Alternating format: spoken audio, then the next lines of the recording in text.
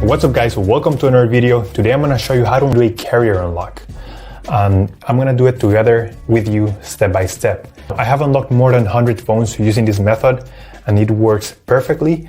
You only need your computer, your smartphone, and you need a SIM card from a different carrier. And that's all you need, and without further ado, let's begin. So to start, we're going to get the phone's IMEI number. That's a unique number for every phone. So to get it, simply dial *#06#.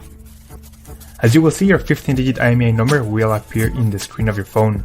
This number is very important. It represents the ID of your phone, and keep it somewhere close because we're gonna use it in a few seconds to unlock this phone. Okay, now we're gonna switch to the computer. We're gonna use this website to request the unlock code to unlock this phone.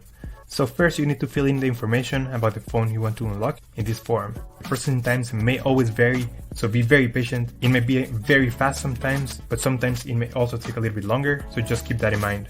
Okay, so after you have waited the estimated amount of time, you're gonna get an email, and I'm gonna show you how the email will look like.